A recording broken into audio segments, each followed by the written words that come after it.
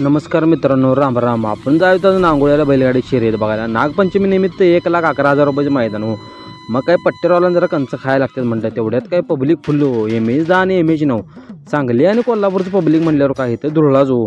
जिकडं बघेल तिकडं सगळं नांगोळ्याच्या माळावर पब्लिकच दिसायला. तर तेवढ्यात काय आदतच्या गाड्या सुटल्या की आदतच्या गाडीनी गती काय हो. आणि की बोड्या धुरळ्या एवढं 15-16 गाड्या सुटल्या. गाय म्हटलं कोण कुठं पाहिले काही कळेनात. गेल्या म्हणून तर आदतच्या गाड्या माघारी बी फिरल्या. शानूरबाई लंगरपेठ 1 किलोमीटर सुट्टाच होता. 2-3च्याच जरा क्रॉस चालू होता, कारण इथनं पट्टा अजून खाली निम्म होतं. त्यामुळे फायनलला जाऊन कोण 2-3 झालं काही कळलं नाही. कोण झालं कमेंटमध्ये सांगा मित्रांनो. तेवढ्यात काय जनरल चौसा आणि बगटाच्या गाड्या सुटल्या की चौसा बगटाच्या गाड्या बी 15-16 आगाय लय गाड्या मित्रांनो. कोण कुठं पाहिले खरंच काय कळण झालं. 1ला नानाचा बकासूर आला की रमेश नाना खोतो, आणि 2ला स्टार वशा कागणवाडी, आणि 3ला आली ती गाडी कोणाची काही कळलं नाही कमेंटमध्ये सांगा. तेवढ्याच जनरलच्या गाड्या सुटल्या बघा. आज हेलिकॉप्टर आणि हरण्या सोडून मित्रांनो सगळ्या गाड्या होत्या.